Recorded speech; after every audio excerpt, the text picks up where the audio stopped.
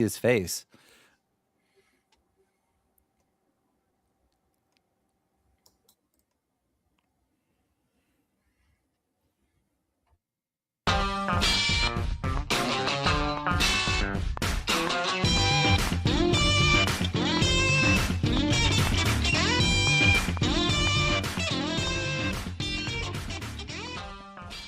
Hello, everybody, and welcome to the Rec Poker Podcast Strategy Edition. I am your host for tonight, one Rob Gardner. I feel like every strategy edition, I come on and give a different excuse for why Jim Reed is not hosting.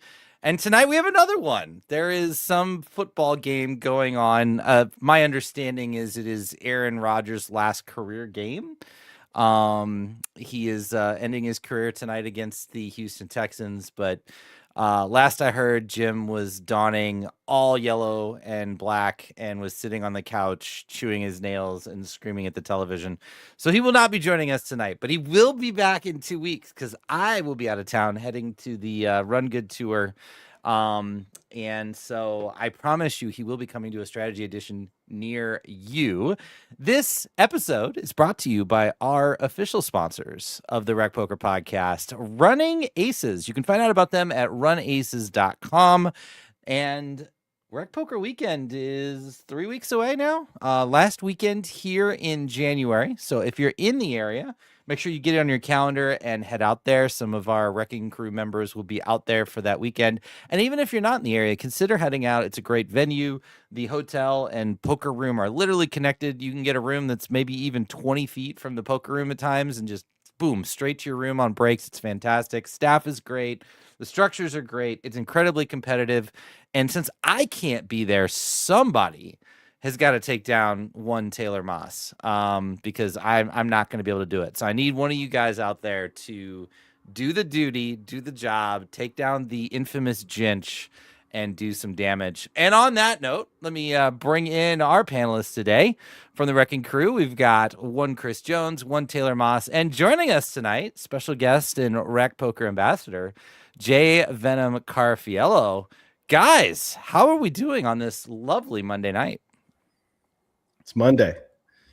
I chose to be here, then support the terrible towel. Good luck, Jim. But it's a normal Monday. You know what I mean? Not like a normal Texas poker Monday, but it's a normal Monday. Yeah, normal. Rob's trying to razz me and get under my skin when I was Rec Poker Player of the Weekend this time last year, and go out and repeat and wishing someone to take me down. Are you gonna Venmo me $20 so I can put a $20 bounty on my head like you kept doing when you were here? Because all that did was just get me better and better action when I was playing. So I'm kind of hoping you do. You know what they say, when you're on top and you're the #1 rated global player for 2026, everybody's coming after you. I mean, that's just part of you should be comfortable with this, Taylor. When you're at the top, you should be comfortable with everybody targeting you and coming at you. This is just, it comes with the territory. I live for it and I thrive in that spot. So pretty fair assessment. Chris, how was your weekend? How's your 2026 going so far? Well, I have not played one hand of poker in 2026 yet. So wow, let's go. Me too. Weekend's going pretty well, but I'm looking forward to playing hands of poker over Rec Poker Weekend and taking down one Taylor Moss. I will be there too. I feel like Chris, for your caliber of play, and granted, I've only been to 2. But I feel like for your caliber and playing skill, you run really bad at those Rec Poker Weekends. Well, your results have been way under what I would expect. Prior, I did have a really good weekend, one of the weekends, but the last 2 have been goose eggs for me. It was the one right before we started doing like a Player of the Weekend thing, right? Yeah. And I got second, I got first, and I cashed one of them or whatever. Mm-hmm. And then, now the last 2 I have gone 0 for 8. 0. It definitely can swing both ways. I made 3 final tables in 2 days at the first one. I'm like, poker's the easiest game ever. And then I went out the second time and brick. Yep. So Sounds pretty standard. Taylor was so far ahead of me that he left early. He's like, I don't even need to stay for the whole Rec Poker weekend. I'm gonna dip out and play at another venue. So lock it up, Taylor. And hey, I made that decision because there was something else, a bigger event going on that I really wanted to play, so I could play Rec Poker weekend and that. And then I got like 6th place for 10K. Like, you know, can't. Did you leave there to play the Club WPT Gold free roll? Is that what you did?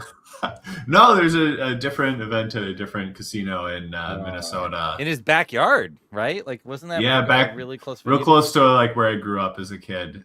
So like when I turned 18 and went to the casino for the first time, that's where I went. And they never had poker. They never did anything, but they finally got a poker tour stop to go there. And I was like, I kind of got to. Yeah, and it was actually really cool because my dad came out and watched me play at the final table there. Because that's pretty sick. Close. So that's pretty cool. I'm sad that it went downhill and didn't work out well at the final table, but I still had that experience. So really cool to have my dad there.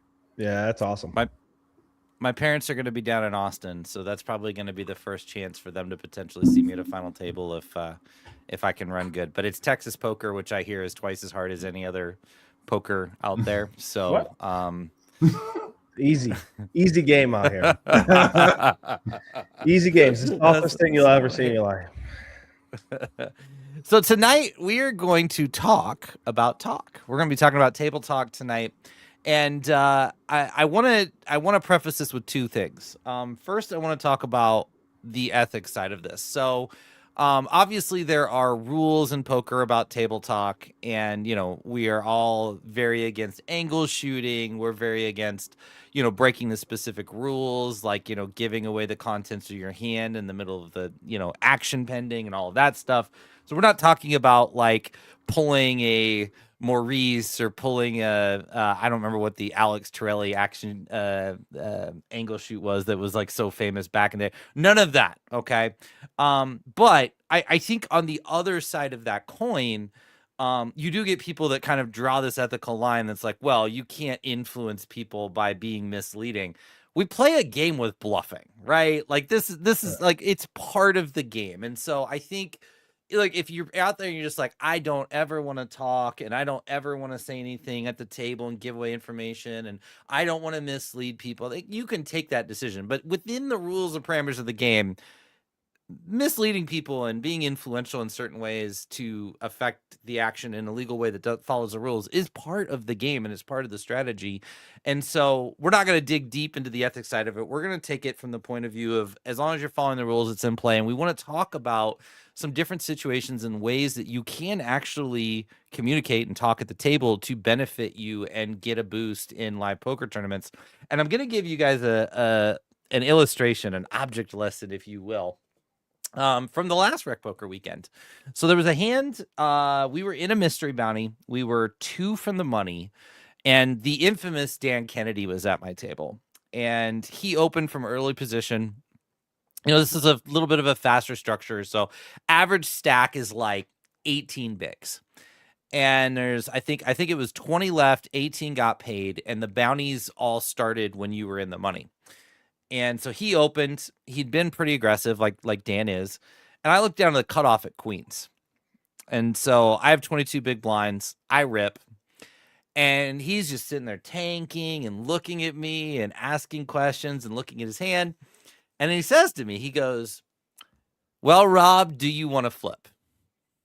And when he said that, I immediately said, he's got a middling pocket pair. Right. Because if he's got ace king, he's just not even thinking about this. It goes in, it is what it is. Like if he's asking that question, he's got 7s, 8s, 9s.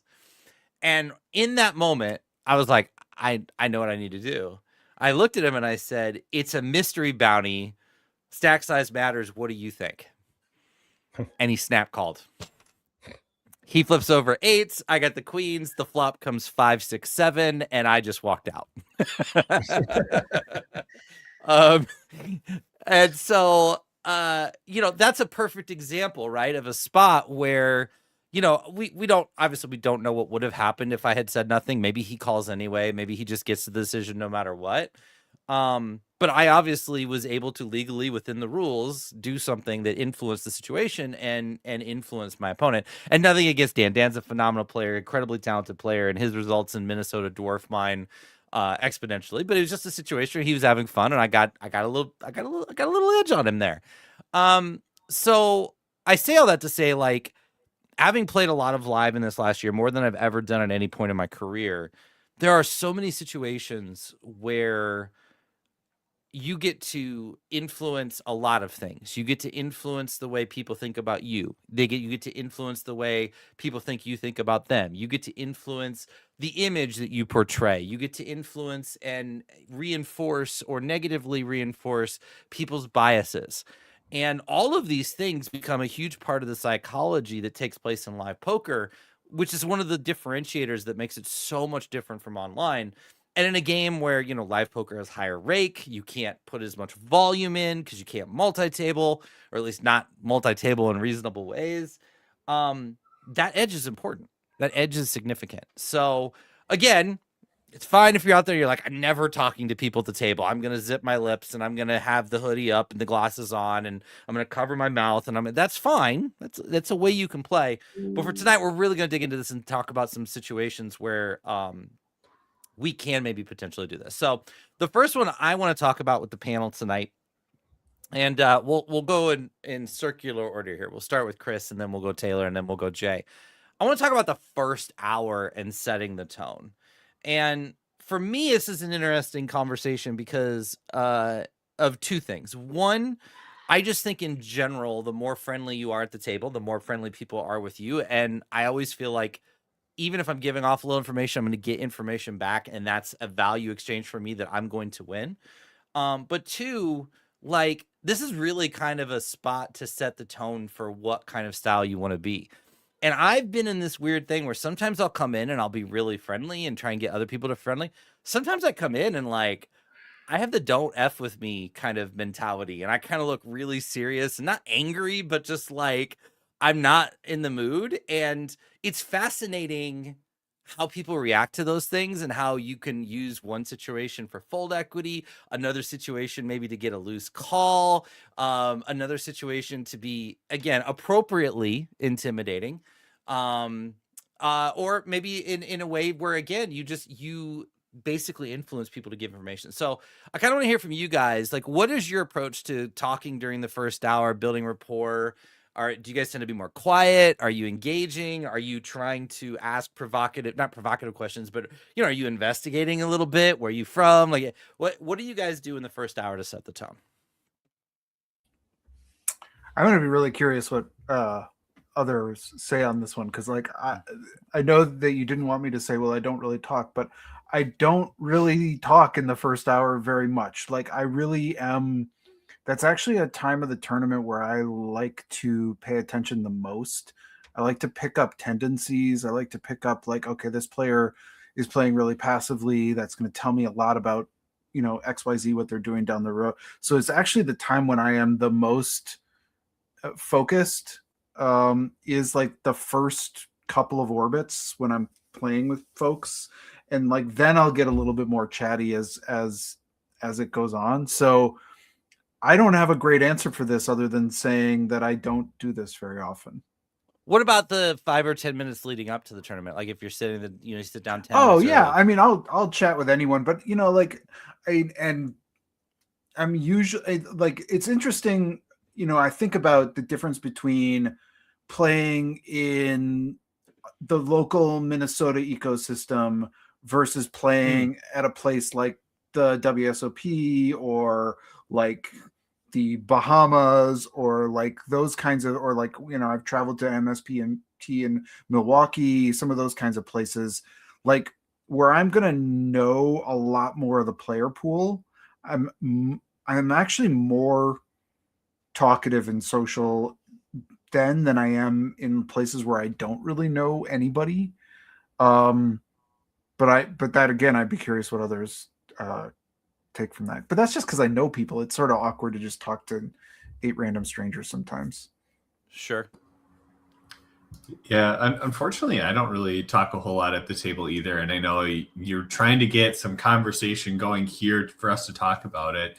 But really, I only talk to the people that I know, which might be a downside. But, sometimes that's still like can come into play where I'm like talking with someone that I know. I'm trying to build that rapport. Like you're less likely to raise light for someone that that might be playing back at you, and you can kind of have those conversations. But I typically don't start those with people that I don't know already, because I don't want to give off that negative image of like, hey, I'm trying to like get in your head.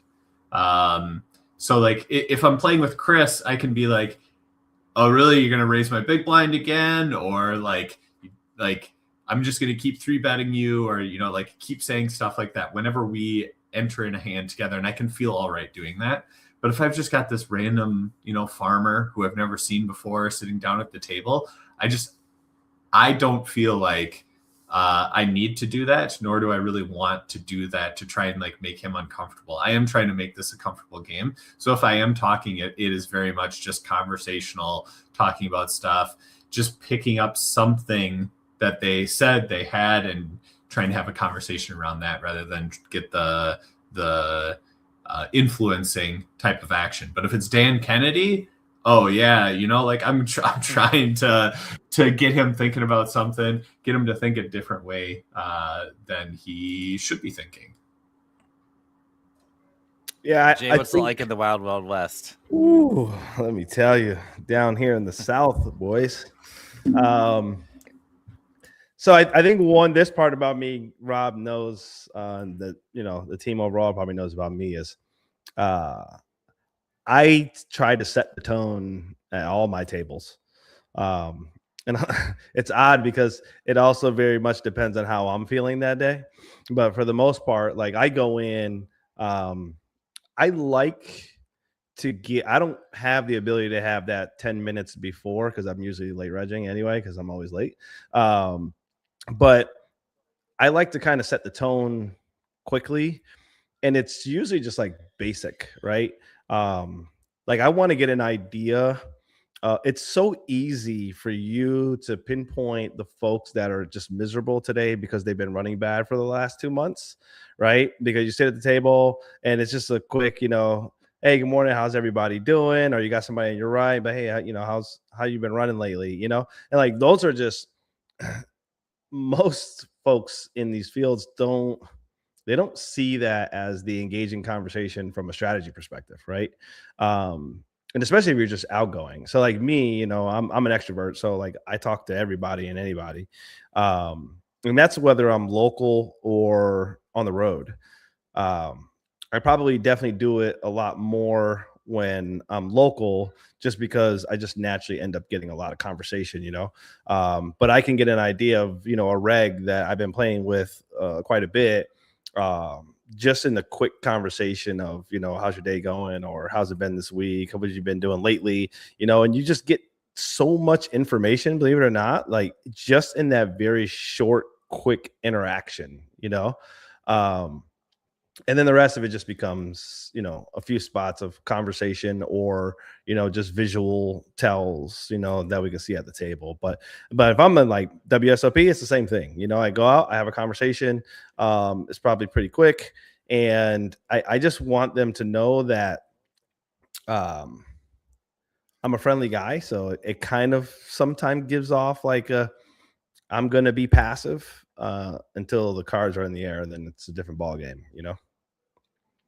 Yeah, it's interesting because in a dream world, I would have the social battery to always come in and be very active. I don't. I've found that like there's some magical like tail off after about 2 weeks of live poker where I get very antisocial and just introverted, and it's really bizarre because I haven't been introverted most of my life, but I think I just get drained and I can't always come and be the vocal guy. But I've found there's two really strong sides of the coin for me traveling on the Run Good tour.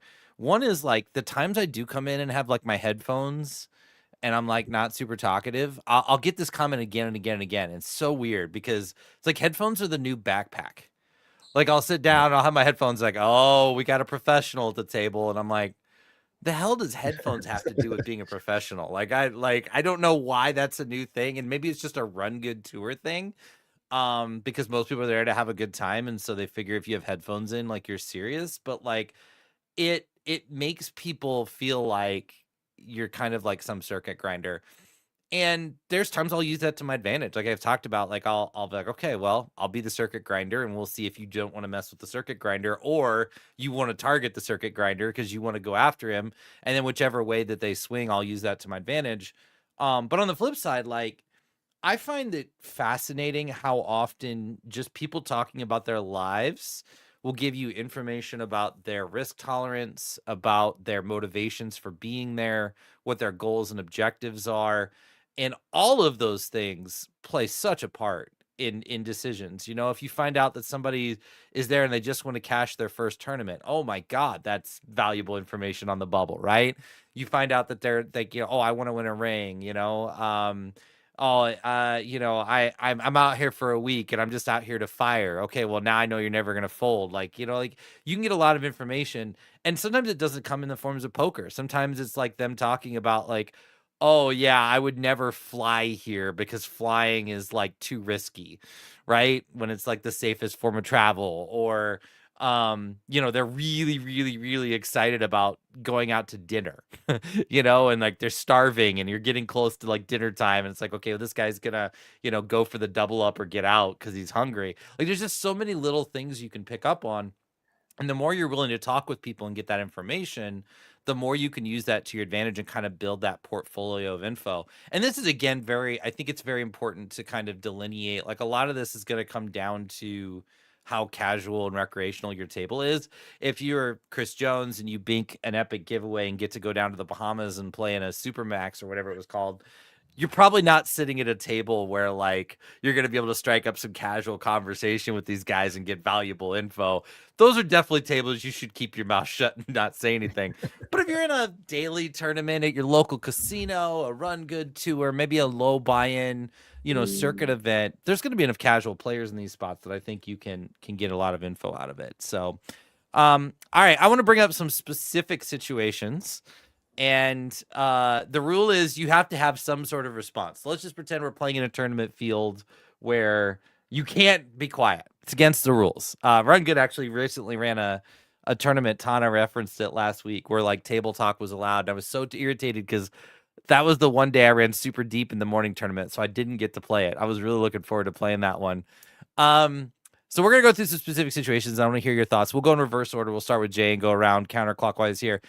How do you respond in situations where your opponent asks you, do you want me to call? I don't think that there's been a moment where I've given like any real response to like a question like that. I'm typically the eyebrow raiser kind of guy, and it's going to be the eyebrow raise. Like, it doesn't matter. You know what I mean? It's extremely polar for me. Right. So, or I'll do the wink, and that's usually about it, because there are. Wait. Explain the wink. Like, you can't just throw that out there. You literally just wink at somebody when they ask you that?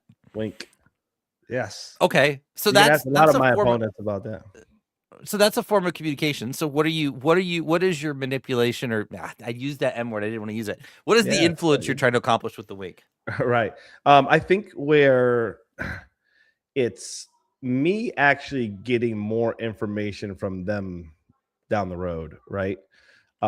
Because a lot of times when I've done it, like, you'll get players that will now over talk, right, in that situation. And you'll see that, like, when they ask that question, you end up finding out that they only ask that question when they actually want to fold, right? Or it'll be complete vice versa. It'll be the complete reverse. And I think, like, for me, it's just a simple way that I can do it. And based on what the player's action is typically, I know what that looks like down the road now. You know what I'm saying? like if they ask me the question, I give them the wink and they laugh and they fold. It's like you were just asking me that because you were planning to fold anyway, you know? Right. But then there's other players that like will do that. You give them the wink, and in their heart, they just believe because you're not talking, you don't want them to call, so they call, right? Again, everything is the player dynamic. I think that's where it's critical, right? But typically is that I don't really, when I get asked that question, you won't get too much conversation out of me. When I'm on the receiving end of the question, right? You won't get too much out of me. It'll more be visual. Are you a GTO balanced, unexploitable winker? Yes. Are you winking no matter what? You're okay. You better, right? Like I would be so balanced, so polar in those spots that they're just not going to have a clue, right? And you know, players will test you. It'll be the same player.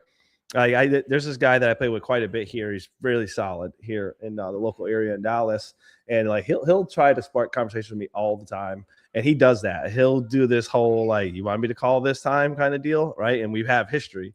And there's a lot of times where he's just like, you know, I'm pretty sure like you just winked at me, and I promise you, like you're actually gonna like have me wrecked here, and he'll just fold. You know what I mean?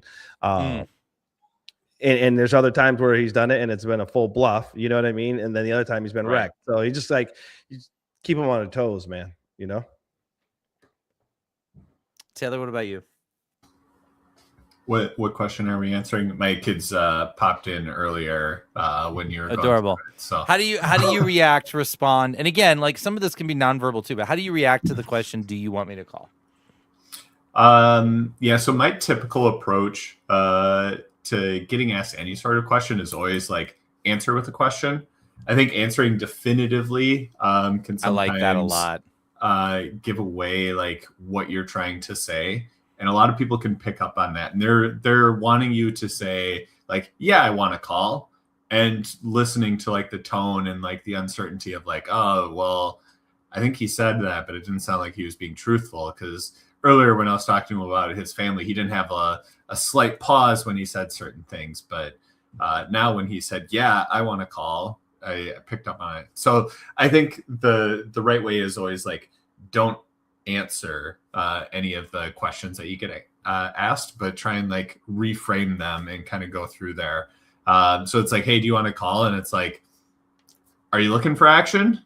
Like, are you trying to find a reason to call? Like, I put my chips in the middle. Like, I guess it's up to you. You know, trying to say things just like not answering what they're trying to ask you. And as much as you can kind of defer away from there or just kind of take it any other direction, I think would like help you stay balanced. If you think that you can influence what's going on, then you can start doing some of the things that Rob, you were talking about earlier, where it's like, okay, well, I obviously want the call versus Dan when I've got queens. So then I'm going to try and say something to influence them. That's like, oh, I looked up and it's like, well, yeah, it's a mystery bounty. Like, we got to build some stacks. Like, I'm not trying to do this just to get folds. So you can do certain things like that. I would always suggest trying to like divert with a question, don't answer, and let them decipher from there. Chris, what about you? Yeah, I don't use a question, but if I respond, it almost is always with the two words, it depends. I like that too. Yeah. And then I will kind of do some of the facial thing too. I'll be like, it depends. And I'll be like that, you know, and just be like, and like, I think that kind of drives people a little bit crazy because then they're like, depends on what? And then I'm just like, I'll just raise my eyebrows again, you know, because like, and I will do that with the nut low and the stone nuts too, you know, just it doesn't really matter. And it kind of actually throws them off a little bit either way. And I don't know if it actually helps me or not, but it feels like the easiest way to deflect it. And it doesn't feel like I'm giving anything away in doing it. Completely unrelated. I've been working on my basement, so I've been getting about 3 to 4 hours of crappy sleep a night. I'm literally sitting here looking at the chat, and I'm like, how the hell did somebody hack us and spam us with this growth opportunity? Join 555 is fun. Like, I'm looking at this message for like 60 seconds trying to figure out like what's going on before it finally dawned on me that it was just Taylor, dropping a, or that was me. One of you two, Chris. Chris, yeah. Chris is the Taylor Moss Pocket Fives. 555isfun.com. I don't actually own it. I don't think that's actually a thing, but check it out and pay me money. It's interesting. I don't remember where I heard it. I wish I did, because I can't take credit from this. This is something I either heard on a podcast or in a YouTube video way back. But I remember somebody talking about in situations where your opponent has a decision, and it might have been Berkey that brought this up. Like, one of the things you can do is say things that verbally polarize your range further, because it just makes it that much harder for your opponent to make a decision, and they're going to err on the safe side more often than not. And so in situations like that, like to Taylor's point, you do want to be careful not to give away information people can read out. One of the things I'll do in those situations is I'll go with something extremely like on the fringe, like way out there, that just like is so out of left field. Like somebody say, well, do you want me to call? And I'll be like, of course I want you to call. You have king high. Or like, no, don't call. You obviously have the nuts. And I'll take it to like a really big extreme where it's like so blatantly over the top that they're just kind of like, it doesn't make sense for this guy to say this. And then they don't know. Like, is this reverse psychology? Is this not reverse psychology? And it's really just to force them to affirm, like, I'm already polarized in some way, right? And now I'm just trying to take that polarization to another level. And to Jay's point, I think that even if it doesn't work in that spot, the information you get after that is usually really valuable, especially in terms of reactions. They may not obviously say something, but when you say something like, yeah, you've got king high, I want you to call, you're going to see like a little bit of anger, a little bit of shock, a little bit of confusion. That matters. Like, that info matters, especially after you see what they do with that information. So, I do think that like those are spots, if you can train yourself, get quick on your feet, get practice, and you use it selectively, I think you can get more information.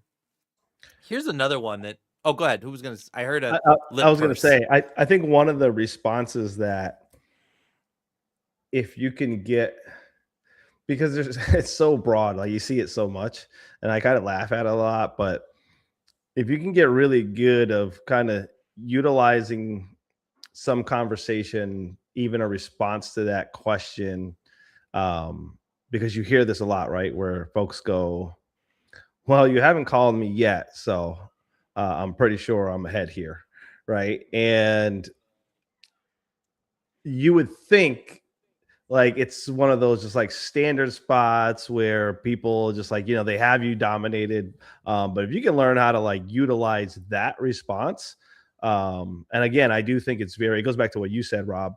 It's very, very, very, very table and field dependent, because in some environments, you probably just don't want to have these conversations, right? Right. Because like if you're having that type of conversation, example, like it's like me and Craig and Brett are at the table here. We're all just happen to be at the same table here in Dallas, right? And there's 5 other players at the table. It's probably best to just not have that conversation around us, right?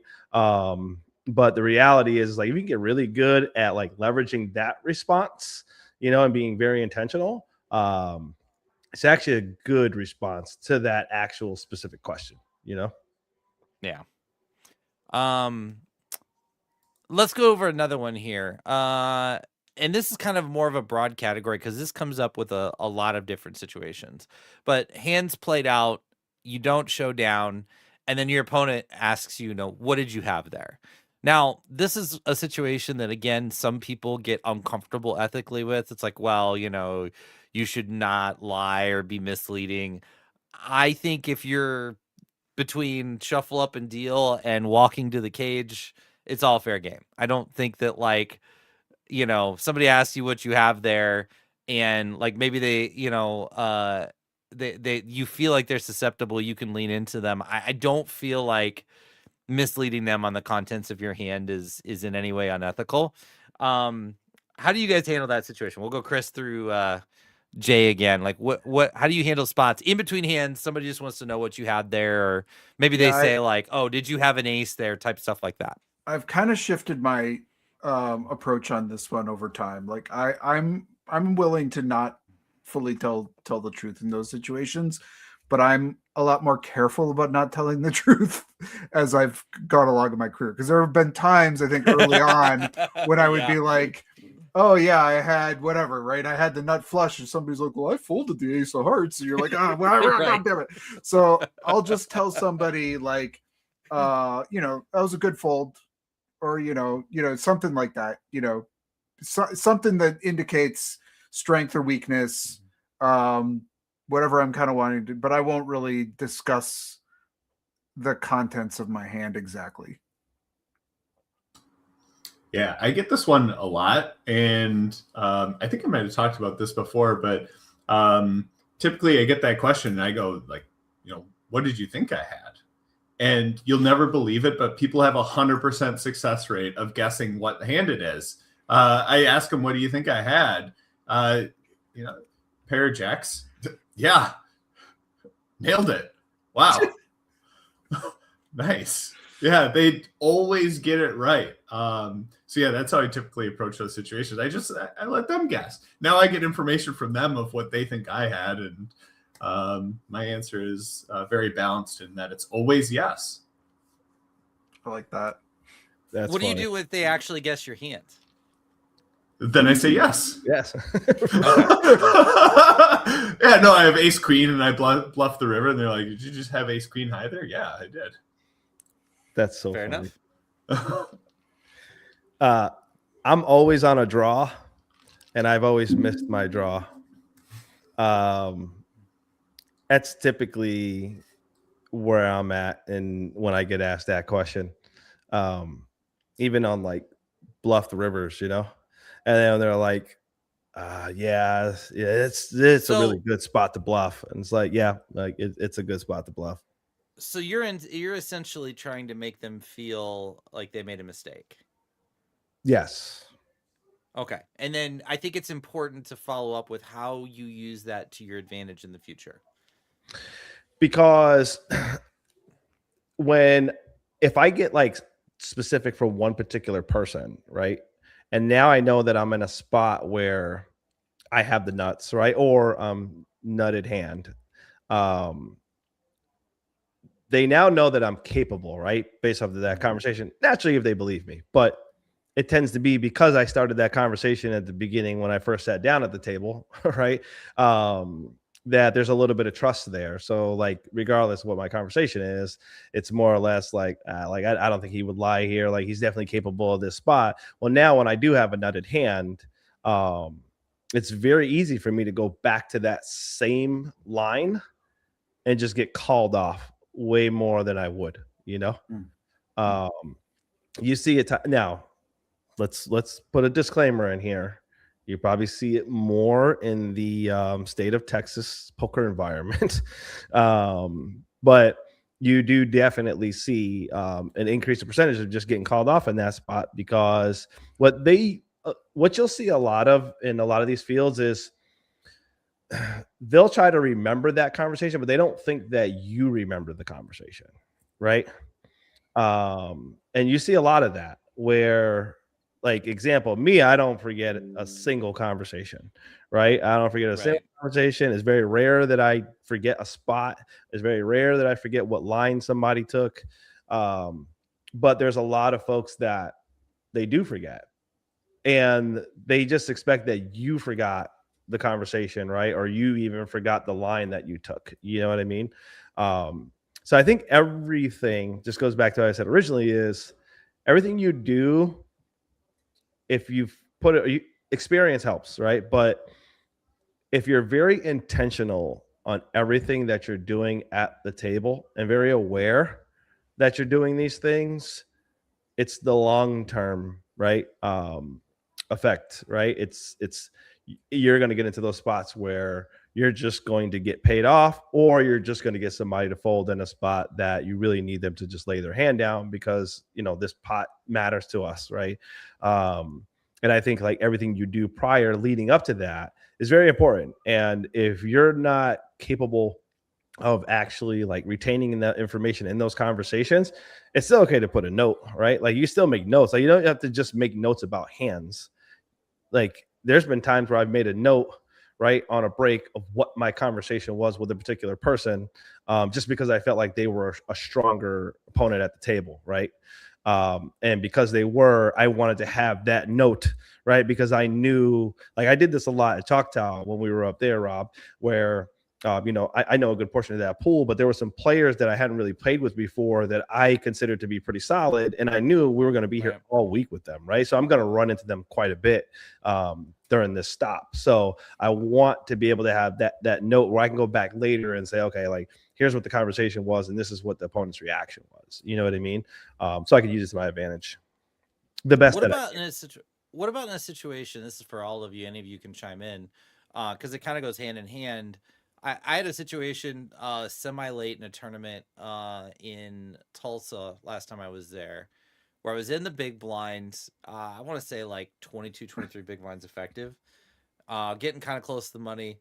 And the small blind looks down and it folded to him. And he folds face up and says, I can't call here. You could just have like ace king or ace queen and bust me. And flips over jack 10. And I'm like,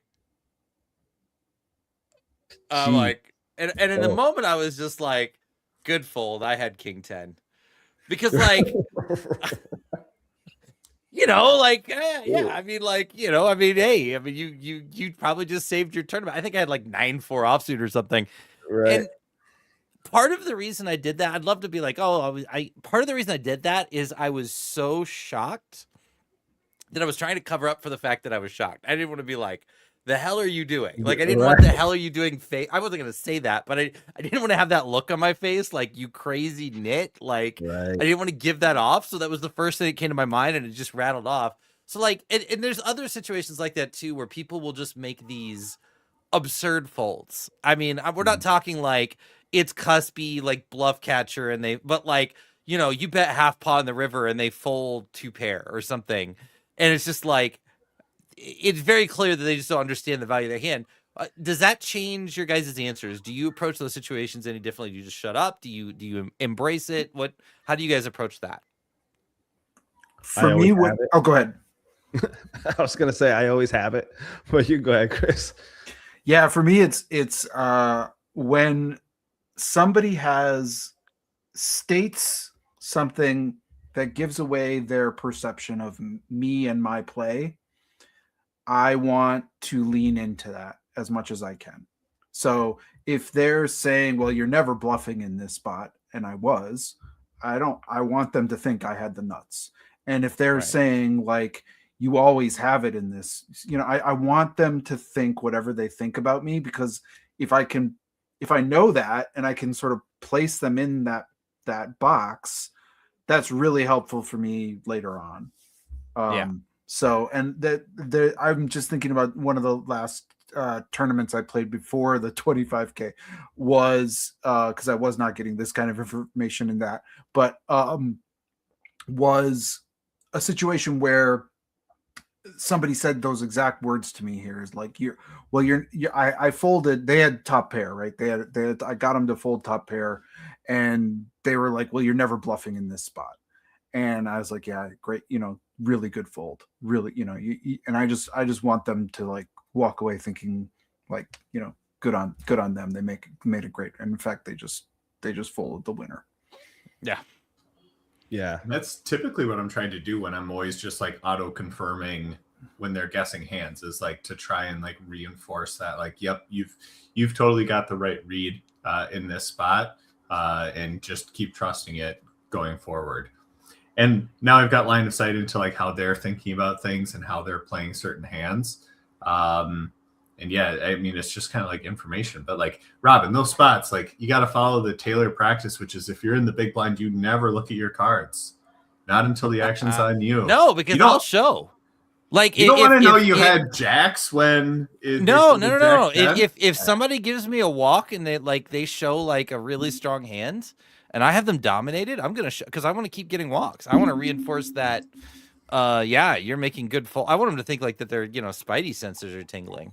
And by the way, I just point out, this is why everybody hates Taylor Moss at the poker table. Nobody hates him like in real life, but it's like he's the guy. It's like you get on break and somebody walks up to him and is like, "Hey, do you know where the bathroom is?" And he goes, "Where do you think the bathroom is?" Good job, Taylor. Do I look like the custodian? Always answer a question with a question. What should I get on dinner break? Well, what do you think you should get on dinner break? What do you think's the best deal? When does late reg end? What do you think late reg ends? It's just, that's funny. Never ends. So in like that specific situation, like I said it earlier, like I just always have it, right? But it is crazy to see. You'll see so much. And again, when you're playing in your like local area, right, you probably have like this one perception of you as a player, right? You're either crusher or you're just a reg who just can't get it done, right? Or they're okay, or they feel like, oh, their game has gotten better, right? You just fall in like these categories, and like I've seen situations just like Rob is saying, where like I've opened like the button and the big blind would like fold to a min raise with hands just like that, like king 10 off, right? Show it and say, I know this is a mistake. I shouldn't be folding here, but I don't want to play this hand out of position against you. And there have been times where I'm very intentional. Like it's very rare that you ever see my cards.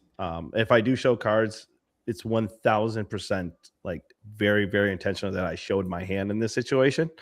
But those are the moments that like I'll turn over the ace, and just show it to them, kind of thing. Right now, the other one's probably a deuce, but like I'll show it. You know what I mean? And then I'll give them. They're like, yeah, it's probably a good idea to fold in that spot, right?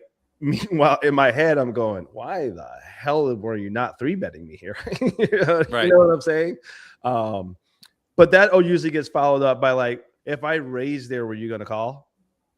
And then now my response is, well, I was probably 4-betting in this spot. Mm-hmm. Right. Yeah.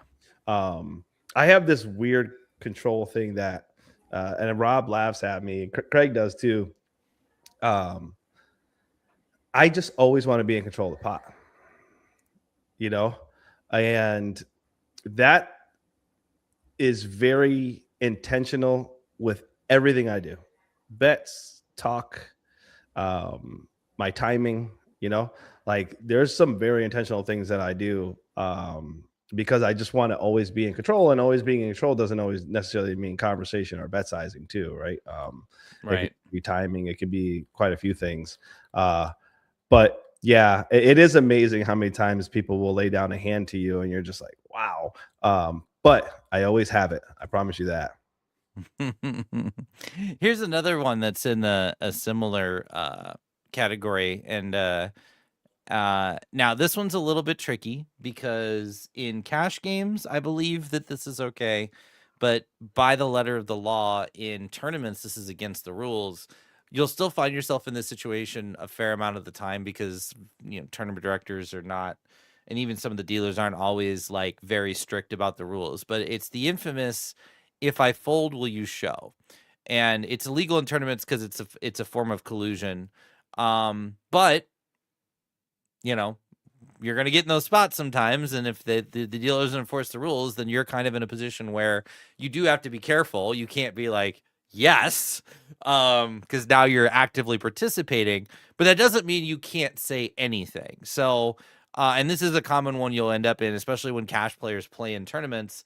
So we'll start with you, Jay, and we'll work our way around counterclockwise here. How do you handle that situation? My response is typically I never show, and it's usually all the time. That's my response, right? Doesn't mean I'm not going to show the hand, or if I am going to show the hand. But my response is always like, I never show. It's just like being in cash when they're like, you want to run it twice? And I'm like, I'm a ripper. It's not going to happen. Right. Because you'll get people that will ask you in cash, like, I think I should just pile it here, and you want to run it twice? And it's like, what? Like, make the decision first. You know what I'm saying? But my response is always, I don't run it twice, because in cash, I don't run it twice. But yeah, my response is typically the same all the time. Like, I never show. Yep. I will respond. I never show unless I have to. Right. And there's one way for them to make me show. So yeah, but what if you're bluffing? I never show. Aren't you worried about stroking their curiosity? Like when you say, well, I never show, well, now they're kind of like, well, I want to know, now I have to call to find out. Like, are you worried about that working against you? I mean, if that was the case, then I wouldn't respond, I never show unless I have to, because then I would feel like that's too influencing one direction. So you're not balanced. Like, you're an exploitable table talker. No, that's what I'm saying is I wouldn't respond that way if I didn't feel like, if I felt like it was influencing a call when I responded like that. I feel like that gives out a neutral answer and something I would say in both situations. Right. That might be the moment to just wink. Yeah. No, I mean, I was thinking about that when Rob was talking about, like, the guy just showed Jack 10 and looked at me, and I was like, oh man, give him the J wink. Yeah, give him the wink. Nice. Ooh. Way to go, dude. Yeah, I probably don't. First off, I never say I never show, because I like to show. We had this conversation on one of the earlier episodes of the podcast. I love to show because people never respond correctly, ever. If you show a strong hand, they don't respond correctly. If you show a bluff, they always overcompensate, and I just always feel confident, and maybe this is a leak in my game, that I can adapt to their adaptation better than they can adapt. So I love showing tight folds and then getting bluffed for the next 2 hours, right? Stuff like that.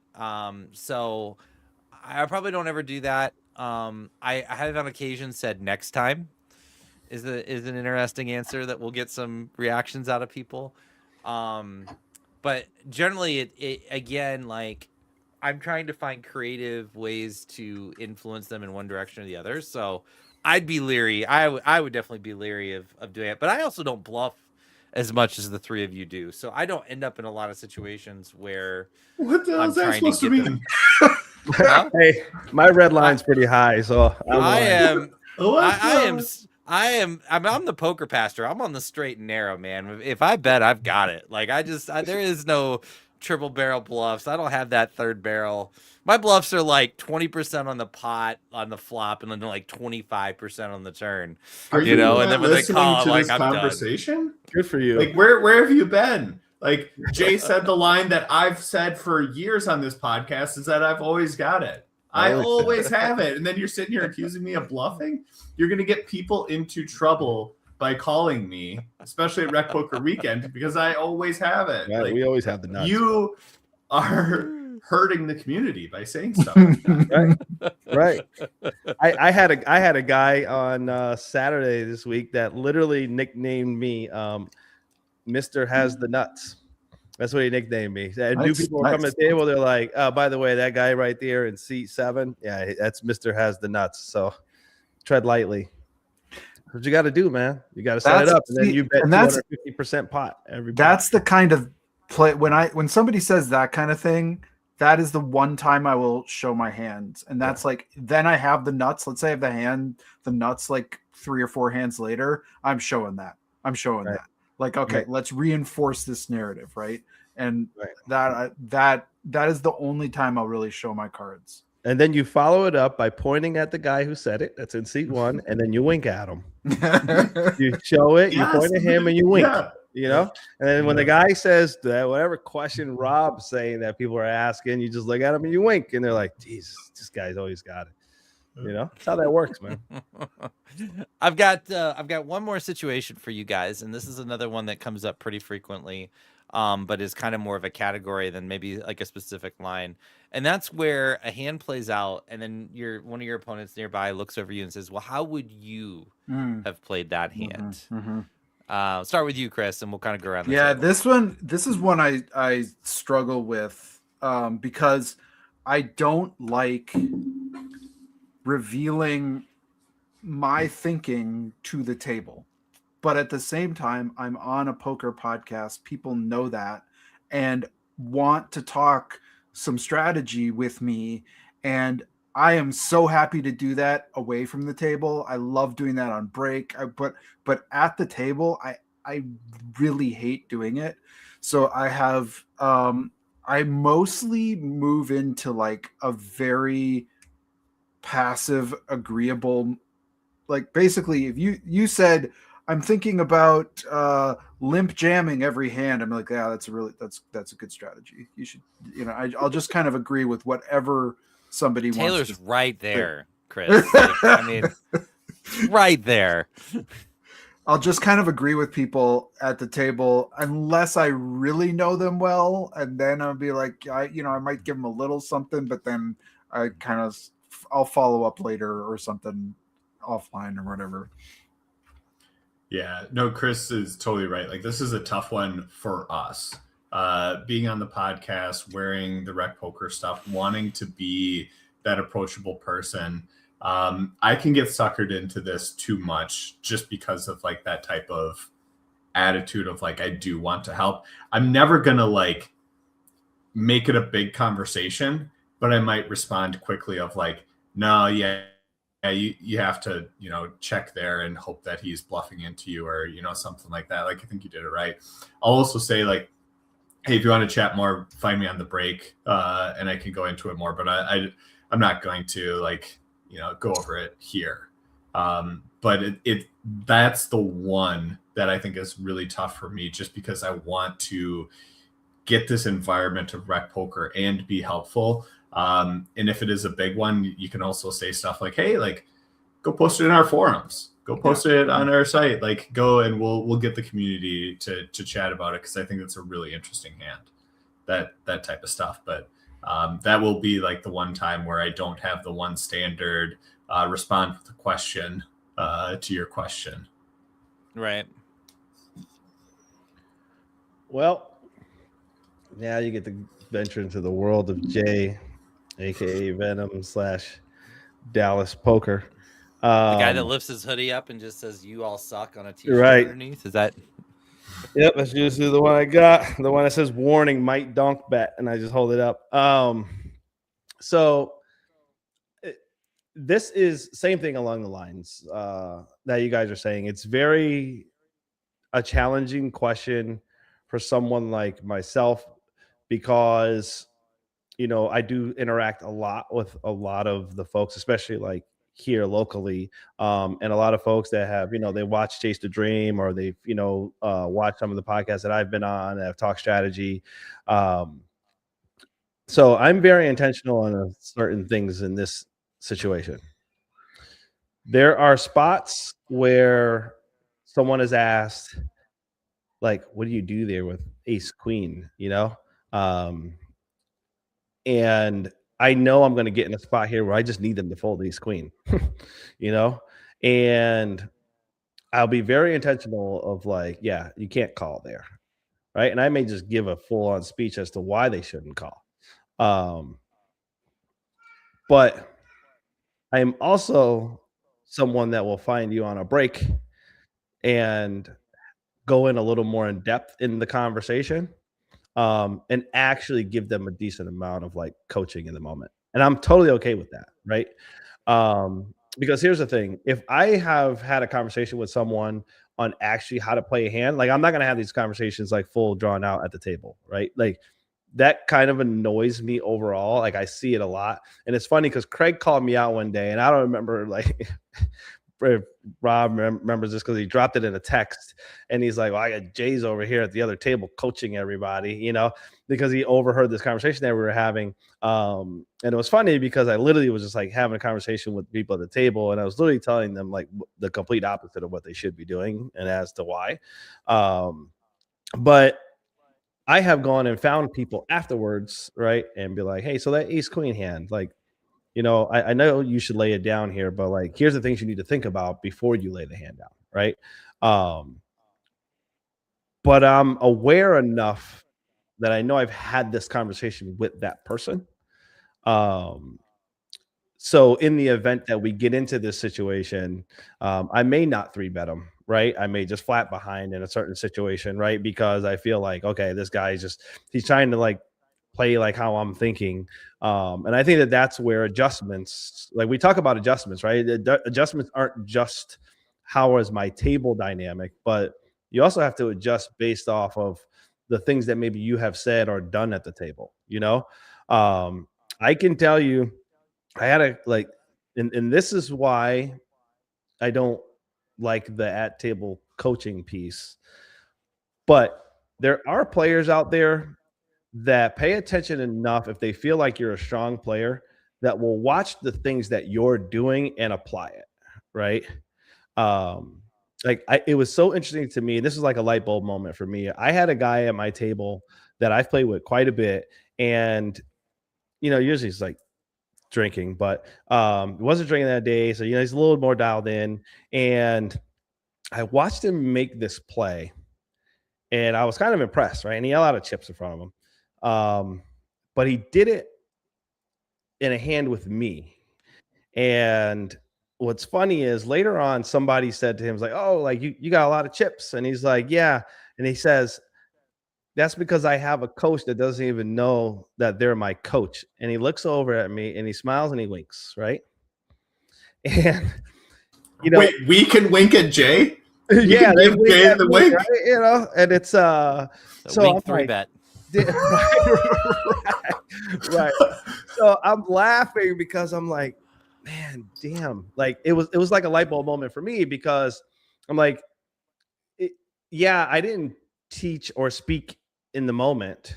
That player literally saw this play and was like, wow, this works, right? And then applied it. But then when I was in the hand with him, I couldn't even identify what he was doing, right? Until after I saw the hand, and I'm like, damn, like this guy literally just took the same line I did in the same spot. So like, I think in a whole, Rob, to your question is, when we're at the table and we get asked those questions, I do think that for us specific, we probably owe it to the community. You've seen, I have text messages every single day from players that I play with quite a bit, or like, you know, like, hey, like I want to do some coaching. And they'll message me, right? And they'll be like, oh, I had this growth spot yesterday. And I'll be very honest with them and what they should do in that situation, right? Because the other thing too is that we also know how to exploit that line, right? And I think where for us, we do kind of owe it back to the community to like, I want people to improve. It sounds crazy, but like, what's the difference than folks putting out $100, you know, course, to make people better, right? Like, you know, the game's going to improve regardless. But I do think that there is a piece of it where, for my own personal integrity, and for me in my community, right, I do want people to improve. You know, like it'd be the worst thing if I would feel like if I ever went to like Alex Foxen on a break and was like, hey, like, what would you do in this spot? And this guy just gave me some random ass answer. You know what I mean? Like I feel some kind of way, you know? Yeah. At the table though, like there have been times where, even to that other question that you had of like, you know, do you have it? Will you show? And, you know, we'll fold the hand and I'll tell you what I had on break. I'm not showing anything at this table, right? Because I also do want people to think their ego is a little bit bigger than what it really, their game's a little bigger than what it is. But, and I will ask them, like, if they come to me and they remember to come to me on break, I will have a conversation with them, you know? Because again, I do think that there is a portion of this is for me specific, right? And I think this goes in line with you guys. What you're stating is, I feel like we do owe that to our community, at least, right? And our community tends to be the folks that, you know, we play with a lot, or, you know, they're following the channels, or they just see that you have deep runs, right? Like that, I've got a guy who says to me all the time, like, hey man, like I like to pick your brain because every time I turn around, like you're either on the brink of a final table or at a final table, big or small, you know? And I think that we kind of owe it to them. Personal opinion. Yeah, I'm torn in these spots because I think that often the motivation for a question like that is somebody's uncomfortable with their decision and they feel bad about it. And so in those spots, a lot of times I'm not going to just blatantly be like, yeah, folding top pair to a 20% bet on the river because you're scared of the flush is perfectly reasonable. Like, I don't want to just like blatantly mislead people in that particular spot because of the coaching aspect you're talking about. But I do think that, like, hands are a spectrum. And I think you can kind of make the case, right? Like, so like maybe somebody did something you wouldn't do. Maybe you think it's too tight, but you can, I guess, empathize or sympathize with what got them to that decision. It's like, well, I can understand why you'd be really uncomfortable in that spot. It's late in the tournament. You're really wanting to lock up a cash. You feel like you have a stack that can make it. So, you're kind of uncomfortable. You decide, you know what, I'm just going to play it on the safe side. Like I can see the case. That's not the same as saying good play or I would have done that or you should always do this. But you kind of, I guess, in a weird way, you give people a good experience, right? Because if you're like, man, you're an idiot, that's terrible, right? Like you reinforce the negative in that point. They're going to walk away disappointed. And this is a question that usually most often comes from recreational players. Not always. Sometimes you'll get players who are good and respect you and they want to pick your brain.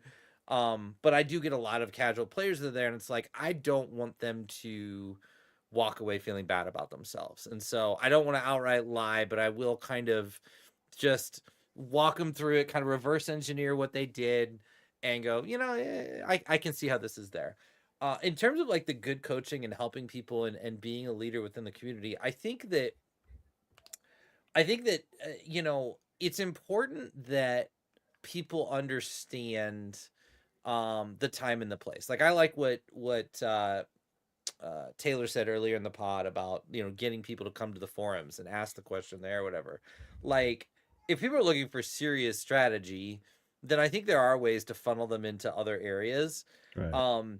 I don't talk to people on breaks about strategy if I can avoid it, partly because my social battery drains quick and partly because like usually in the middle of a poker, like I play poker fly, I go poker trips. And so it's like, when I get my 15-minute break, like that's my sanity break. That's my, I'm going to the bathroom that nobody else goes to. It's the first thing I do at every venue is like, all right, which bathroom are people not going to go to on the break? So I can go to that one and just be left alone and not, what's your chip stack? How many big blinds do you have? Did you play any big hands? Any of that.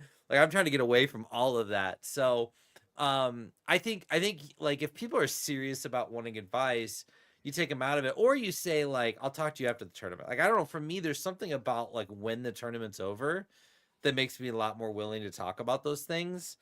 But it is fascinating because like, yeah, it's not like we're celebrities or we're like famous or anything, but poker is a small world. You don't have to be, Daniel Negreanu to be in those spots. And I think we all have this internal desire to give people a great experience. That's what's important for the game. But it is tricky in those spots because it's so conflicting, right? Like you're on both sides of that coin, and you don't want to mislead people. You want to be a role model, but at the same time, it's like, even if you give them the exact answers, like this is something I've learned in coaching. It's like I don't coach people to play the way I play. I've never done that. Like I'm always when I'm in coaching, one-on-one coaching situations, somebody hires me or in a small group. I'm like, I'm trying to figure out what people's strengths and comfort levels are, and I'm trying to help them play their style to the best of their ability, right? So a lot of times if like people are like, how would you play that? It's like, well, it doesn't matter how I would have played that. It's like, what's your style? What's you're comfortable with? Like what's your end game? Are you trying to be aggressive and run the table over? Are you trying to avoid big situations and play small ball? It's so much easier to teach them on their level and what they're trying to do. And that probably doesn't hurt you as much as like, not what do they say, tapping on the fish tank. And what's the line that they use when people are like coaching at the table? Yeah. Don't tap the glass. Don't tap the glass. Tap the glass. Right. Like, I don't think that's really tapping the glass. I think that's just kind of, again, in a subtle way, reinforcing people to do it. Type Login says, when somebody asks you what you would have done in the term of 6-3 offsuit, how do you tell them you wouldn't have made it to the turn with 6-3 offsuit. Yeah, I mean, this is the thing. Like, and again, like a lot of when I'm in these spots, like a lot of my responses are deflections. Like sometimes I'll say things that people would kind of be like, yeah, you shouldn't give that away. But it's like, I would rather give away a little info and not be the guy that like raises my eyebrow, like, what the fuck are you doing? Like, right. I don't want to give that off. Like, what the hell is that? Sometimes I deflect it as a defense mechanism. I'll maybe give away a little bit of info to avoid being like, the hell? Right. Right. Because you can always respond and say something that like makes sense, but very broad, right? Of like, well, I would fold that because you still have 3 people behind you. You know what I'm saying? Kind of thing, just to like not go into like, I would fold that because you should not be playing that damn hand in that spot any damn way. Like it's just a fold, right? But you know, you can kind of just throw that in there as part of the conversation. You know what I mean? And I think like it is the hardest thing where you don't. I don't like berating, and you'll never get it out of me. There has been times where I've thrown like a jab, you know, a little slight, like I've said to people like, oh, so you just have 10-7 off, huh? It's a slight jab, but I'm not like truly berating them, you know? And I think leveraging some of this conversation, man, it's funny, you know, we were saying this a little bit earlier, but just for this conversation, there's a lot of times where you can just literally tell someone, if they ask you like, what would you do in that spot? I would just essentially, and you leverage this for yourself, for your own strategy against that particular player, is against that guy, I think it's a fold. Right? I like that too.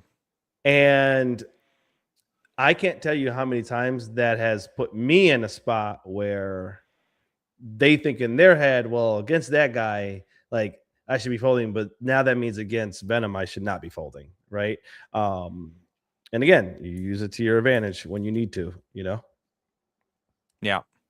Any final thoughts, feedback from the panel here before we head out? Yeah, fish or brisket? No, it's chicken or fish. No, fish or brisket. I have to change it because I live in the South, man. Half the people in the South don't even know what brisket is. Okay, next one's gonna be oxtails. I was about to say you might as well do oxtails or fish. Now you're talking. Taylor, it worked, by the way. I don't know if Rob's pulled this on you, but it works. We talked about that on the previous episode, didn't we? Did we not talk about the chicken and fish? I mean, I know it's no. I'm not falling for it. You're trying to gain whether somebody's comfortable or not, right? You're asking one of these offbeat questions to gain whether they're comfortable. Yeah. No, the only way to get Taylor in table talk is to get in a hand with him, and when a 5 gets on the flop, you look at it and go, and then it's pretty spicy to do that. Yeah. My first interaction with Taylor was about pocket 5s. It was at the World Series on a dinner break. Yeah. And then I came back. I don't remember it was 5s though. Jeez. Yeah, it was 5s. And I remember I came back from dinner break and I doubled up with 5s. And I was like, I should go find Taylor. He's around here somewhere. Yep. That was the 15. That was the Millie Maker. Yeah, I think it was. Yeah, it was a Millie Maker, right? I think we were breaking the Millie Maker. Sounds right. I've never played the Millie Maker. That's crazy. Because, wow. Apparently, all you need to do is get 5s in it. So I don't know. That's it. My tournament. Pile that I've played shit. the main twice, and I've never played the Millie Maker once. I'm doing some things wrong in life, I'm sure. So, well, because of Taylor, I folded 5 on Saturday, and I would have doubled up and I would have cashed, but I folded it because I was like, Taylor said I should probably fold this here. Yeah, and I would have doubled up. Thanks, Taylor. Well, strong. You could have doubled up with. I could have busted a good friend of mine, Louis, with 9 deuce offsuit yesterday, and it's like that doesn't make. Even though the board had 3 deuces on it, like that doesn't make up for the fact that I had 9 deuce offsuit. Like, so with this pocket 5 stuff, and like I could have doubled. Like, let's always just take it with a little bit of a grain of salt. All right, that's fair. Fair. Very, very. All right. Well, we're gonna head out of here. Thank you everybody for listening. Jay, thank you for joining us tonight. It's always nice to have you hop in. We'll get you back here sometime in the future. Chris, Taylor, always pleasure to talk with you guys. And the next strategy edition, I won't be here. I'm gonna be out, hopefully trying to finally win my first ring and put a clamp down on this Player of the Year competition. But I hear Jim's gonna be here. I don't know. I think he's retired. We'll see how it goes. Special shout out to our podcast official sponsors, Running Aces. Again, check them out at runningaces.com. Runaces.com, not runningaces.com. And make sure you come out for Rec Poker Weekend. It is less than 3 weeks out. I know that Chris, Taylor, I think you guys are both going to be there. I think Somsky's going to make an appearance. There'll be some other familiar faces out there. So hopefully you guys can all make it out. And so I think that's it for us. Thank you everybody again for tuning in. And we will see you guys here very, very soon. Good luck.